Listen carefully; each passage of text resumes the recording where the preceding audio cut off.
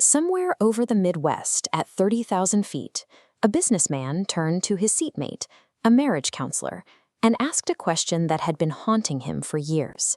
He had been through 3 marriages, each beginning with a thrilling whirlwind romance. Yet in every case, the affection evaporated shortly after the wedding, leaving a cold, empty battleground. To understand this collapse, we have to look at the work of psychologist Dr. Dorothy Tennov, who spent years researching the specific mechanics of falling in love. Tennov identified this state as limerence. It is an instinctual, genetically determined state of euphoria where our ego boundaries collapse and our reasoning centers effectively suspend. But this euphoric obsession has a strict biological clock. Tennov's data indicates that the average lifespan of a romantic obsession is precisely 2 years. After that, we descend from the clouds. This initial high serves as a biological trap to bring people together. Mistaking this temporary instinct for permanent love is exactly why relationships crash the moment the clock runs out. When that 2-year mark hits, the instinctual fuel vanishes. Our egos return, and those little quirks we previously ignored in our partners suddenly grow into massive, irritating flaws. Child psychiatrist Dr. Ross Campbell observed a psychological mechanism that explains this shift. He called it the emotional love tank. A dry tank triggers behavioral extremes. The resulting withdrawal and harsh criticism are frantic, misguided attempts to reclaim a sense of affection that no longer feels present. During the limerence phase, we experience the illusion of being a Mother Teresa, totally selfless and convinced that our egocentric attitudes have been permanently eradicated.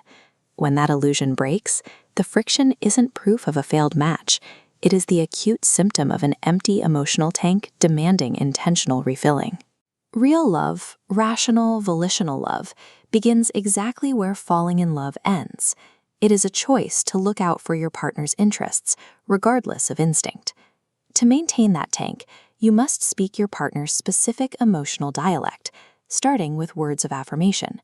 Mark Twain once said he could live for 2 months on a single good compliment. For people with this dialect, straightforward verbal appreciation carries immense sustaining power. The second language is quality time. This requires giving your partner focused, undivided attention, a state far removed from merely sharing a couch while a television screen absorbs the room.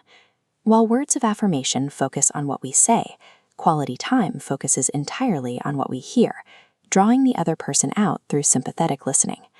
The third language is receiving gifts. For these individuals, the monetary cost is irrelevant. The value lies in the visible, physical symbol that you are actively thinking of them. Speaking these languages involves effort, often requiring actions that feel unnatural to your own personality. Intentional love operates as a learned communication skill, requiring study and practice. The final 2 languages round out the framework: acts of service, the performance of helpful, practical tasks, and physical touch, which utilizes the vital power of bodily closeness. You can identify your partner's primary language by observing what they request most often, or by noticing which behaviors cause them the deepest pain when withheld. To remove guesswork from translation, therapists use the love languages profile, forcing couples to choose between different expressions of affection. Couples can also implement an evening tank check routine, rating their emotional tank from 0 to 10 and requesting specific actions to fill it. Understanding the theory is insufficient. Marriage requires regular tank checks and profile assessments to prevent the relationship from running dry on autopilot. This brings us to the ultimate stress test. How do you love someone when the tank is empty and the affection has been replaced by deep resentment? The solution involves choosing to unilaterally speak your partner's love language, even when you feel no reciprocal warmth. This is the absolute peak of volitional love. By meeting their core emotional need first, their tank begins to fill. They eventually reciprocate, and slowly positive feelings return. This proves that a calculated choice can resurrect a seemingly dead marriage. This framework extends to the next generation. Children possess their own love tanks that dictate their psychological and behavioral development. You can diagnose a child's language by observing how they express affection.